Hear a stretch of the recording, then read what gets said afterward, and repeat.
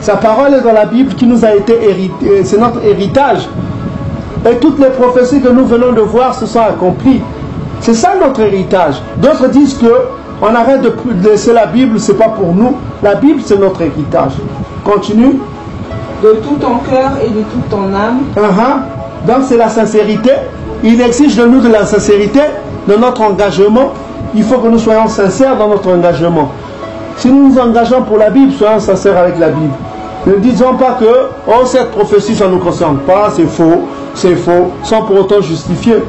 On dit que vous serez arrachés du pays, oh non, on n'est pas arrachés. On dit que vous êtes devenus des peuples chassés, oh, on n'est pas chassés. Il faut reconnaître l'autorité des prophéties bibliques. Ok? Continue. De tout ton cœur et de toute ton âme. Toi et tes enfants. Toi et tes enfants, c'est-à-dire qu'il faut reconnaître l'autorité de Tata Nzambi. Et les enfants aussi doivent être enseignés dans la voie de Tata Nzambi, dans la voie biblique. Continue. Selon tout ce que je te prescris aujourd'hui. Que nous arrivera alors? Alors Yahvé ton Tout-Puissant ramènera tes captifs. Comme nous avons dit que le peuple a des captifs, ramènera tes captifs. Ça veut dire on parle du peuple qui est au-delà du fleuve de couche parce que ce peuple qui a des captifs.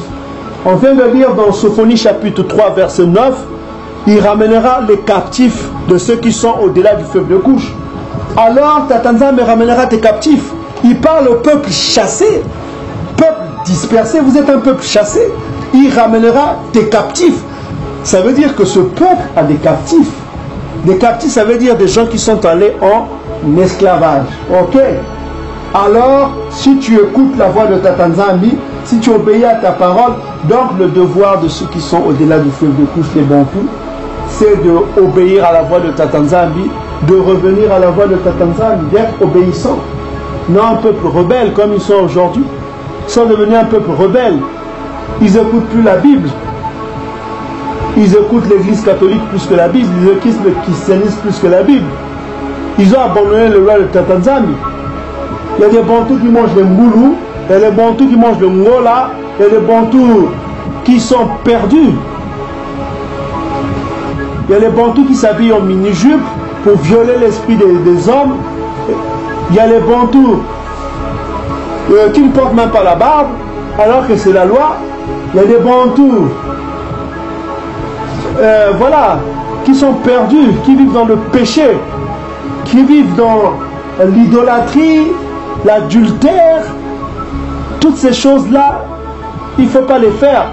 La loi, l'accomplissement de la loi est dans Matthieu chapitre 7 verset 12. Ne fais pas aux autres ce que tu ne veux pas qu'on te le fasse.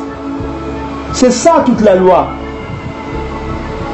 Il ne faut pas voler parce que tu ne veux pas être volé.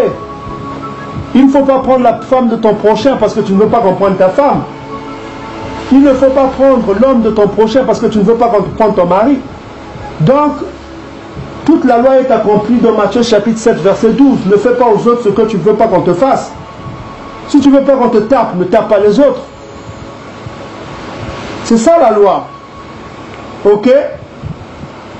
Donc il dit ici, Tata Nzambi te ramènera, quand tu étais dans le verset 3, alors Tata Nzambi ramènera tes captifs. Donc ce peuple a des captifs, des gens qui sont allés en captif. Et continue, il aura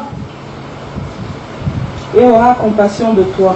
Voilà, il aura compassion de toi, il ramènera tes captifs, il aura compassion de toi, Ésaïe chapitre 14 verset 1, que si seulement tu obéis à ta voix, à sa voix, il faut revenir aux Écritures.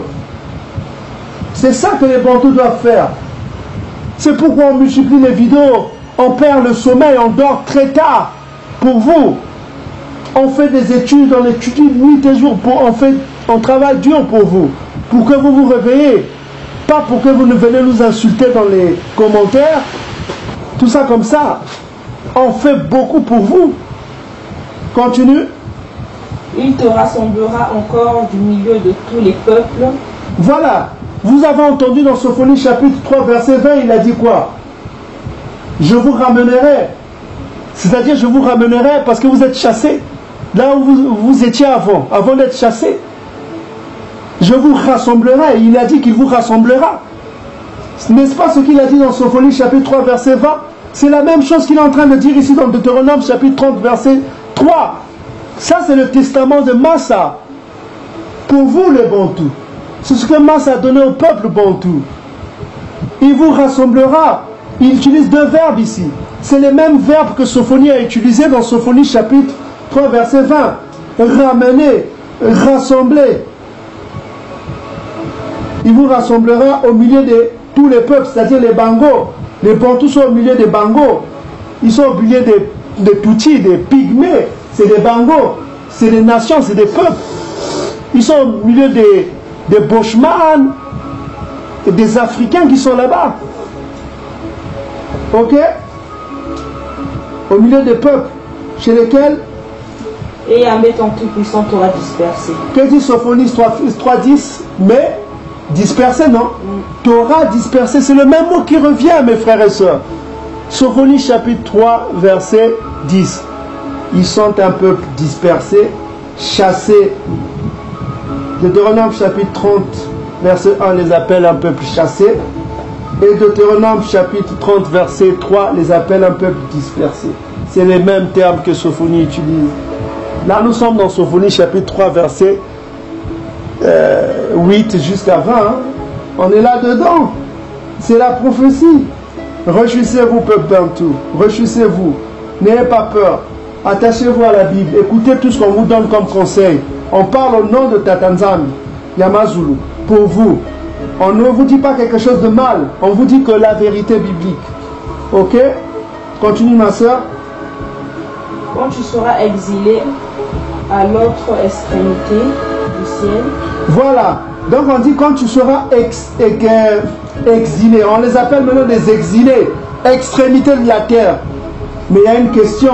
On va voir c'est quoi le mot qu'il a utilisé là. Quel est le mot Bantou que le scribe Bantou a utilisé? On va voir rapidement en hébreu. C'est quel mot qu'il a utilisé comme exilé. Et comme on les appelle maintenant exilés, extrémité de la terre. C'est quoi le mot extrémité en hébreu qu'on utilise ici? On va voir le mot extrémité de la terre. Ça veut dire quoi? Parce qu'il faut faire attention parce que les Édomites traduisent, mais les Bantous disent autre chose. Ok? Donc c'est pourquoi on va voir dans la racine de... Ok, bonjour à tous les Bantous partout où vous êtes, que le Tout-Puissant bénisse son peuple avec abondance. Les Bantous qui sont au-delà du fleuve de couche, soyez bénis. Les Bantous qui sont captifs parmi les nations, partout où vous êtes, qui sont allés en esclavage, soyez bénis. Que les Bantous qui sont allés chercher de quoi subvenir aux besoins de leur famille partout où vous êtes, que le Tout-Puissant vous bénisse aussi. Donc on revient encore sur Deutéronome chapitre 30 pour prouver que les Bantous sont les Israélites et qu'ils doivent changer afin de se réconcilier avec Issaïa Congo, qui est le Malek de l'Alliance, c'est-à-dire l'ange de l'Alliance. Il faut se réconcilier avec Makaya Congo, il faut se réconcilier avec lui parce que c'est lui qui décidera de notre sort. Donc voilà. Donc on va revenir sur Deutéronome chapitre 30, toujours au verset 4, pour savoir que veut dire ce mot extrémité du ciel, parce qu'on dit ici quand tu seras exilé à l'autre extrémité du ciel, Tatanzambi, ton Dieu, te rassemblera de là. Et c'est de là qu'il ira te chercher. Donc il ira chercher son peuple de l'autre extrémité du ciel. Donc on va voir ce mot extrémité, ça veut dire quoi? Donc on va rentrer toujours dans ça, c'est l'application Blue Letter Bible, c'est vraiment intéressant, ça donne les racines des traductions antiques, des traductions anciennes, comment les scribes bantous l'ont traduit selon le verbe, parce qu'il faut savoir que les masorettes donnent le sens au mot, mais vous verrez que quand on est un bantou, quand on lit en hébreu, on comprend facilement ce que ça veut dire. Donc on va aller ici pour voir le mot extrémité. On voit ici outcast, voilà, outcast. On utilise le mot bantou qui veut dire kati. Voilà, le mot kati, ça veut dire milieu. Ça vient du mot kati-kati, hein, comme on dit kati-kati, ça veut dire le milieu. Hein. Donc il ira te chercher au milieu de la terre. Le milieu, c'est, quand vous regardez la terre, vous regardez, les bantous sont situés voilà, au-dessus de l'équateur, c'est-à-dire au milieu de l'équateur. Là, il y a une ligne qui traverse l'Afrique centrale qui s'appelle l'équateur. Hein, c'est une ligne imaginaire, selon les géographes. Ceux qui connaissent, c'est une ligne imaginaire qui traverse l'équateur, qui traverse l'Afrique centrale. Donc on voit qu'on parle de cet endroit-là. Voici une nouvelle vidéo en géographie sur les méridiens et les parallèles. Pour se repérer sur une carte, il existe différentes lignes imaginaires. La principale est l'équateur, qui coupe la Terre en deux hémisphères, l'hémisphère nord et l'hémisphère sud. Mais il existe d'autres lignes. Les parallèles. Le globe a été découpé en tranches parallèles à l'équateur. Ces parallèles représentent la latitude. C'est la distance qui sépare un point du globe de l'équateur, au nord ou au sud. Il y a le tropique du Cancer, le tropique du Capricorne et les deux cercles polaires arctiques et antarctiques. Les méridiens. Le globe a été aussi découpé en plusieurs quartiers, ce sont les méridiens. Le principal est le méridien de Greenwich qui passe à Londres et en France. Les autres méridiens représentent la longitude, c'est la distance qui sépare un point du globe du méridien de Greenwich. La terre du milieu, ce que nous, les Bako, appelait Toto Djankati. Donc ça veut dire la terre du milieu. Donc on voit que c'est le milieu de la terre. Donc on utilise le mot Kati là. Le mot Kati, le scribe utilise le mot Kati. Donc il ira chercher son peuple au milieu de la terre, c'est-à-dire le centre de la terre. Comment dirais-je, le milieu de la terre, c'est-à-dire que le peuple, la ligne imaginaire qui traverse l'équateur, c'est en Afrique bantou. Donc vous voyez, il ira chercher son peuple du milieu de la terre, là où la terre, le milieu de la terre, c'est-à-dire la terre du milieu, c'est-à-dire au milieu. Kati, Kati ça veut dire milieu. Les Bantus disent aussi Kati Kati.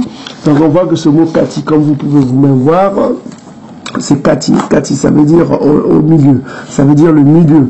Donc on revient ici, vous avez vous-même vu, Kati, ça veut dire le milieu. Donc on revient ici pour voir un peu qu'est-ce que ça voulait dire. On va retraduire ça. On va revenir dans Deutéronome chapitre 30.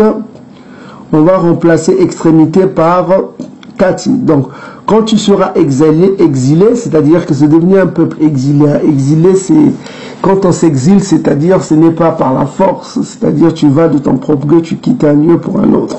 Donc quand tu seras exilé à l'autre extrémité du ciel, c'est-à-dire au milieu du ciel, au lieu de extrémité, c'est au milieu du ciel. Donc vous comprenez, quand vous voyez avec les textes originaux, vous comprenez facilement ce que voulait dire le scribe bantou. Donc il a utilisé le mot Kati, donc vous savez que c'est le ciel, le milieu du ciel. Tatanzambi, ton Dieu te rassemblera de là, c'est-à-dire sur la ligne de l'équateur, là, sur l'équateur, c'est là où il te rassemblera, c'est là où se situent les deux Congos, hein. Vous voyez surtout, on parle du deux Congos, le Congo Brazzaville et le Congo Kinshasa se situent sur la ligne de l'équateur, là. Tatanzambi, ton Dieu te rassemblera de cet endroit-là, c'est là qu'il t'ira chercher, donc c'est là où il ira chercher son peuple, sur la ligne imaginaire qui est l'équateur. Donc on a utilisé le mot Kati. Donc son peuple se trouve maintenant exilé là-bas. Ils sont exilés. Donc c'est des exilés qui sont là-bas. Donc quand il parle de l'Afrique centrale, il les qualifie des exilés. C'est-à-dire c'est un peuple qui a quitté un autre endroit et qui se retrouve là-bas comme des exilés. On peut encore utiliser un autre mot, réfugié, exilé, c'est des synonymes. Que le Tout-Puissant bénisse son peuple. On va continuer avec la vidéo. Salama. Le mot extrémité, tout le monde peut dire Kati. Vous pouvez dire Kati. Ok?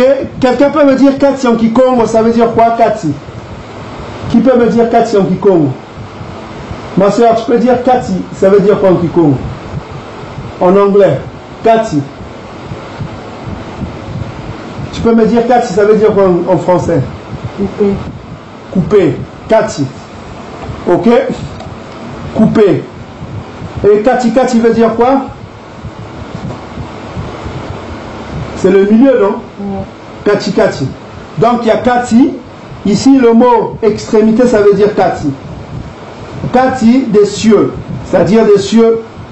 Donc, quartier des cieux, ça veut dire le milieu. Or, qu'est-ce qui traverse l'Afrique?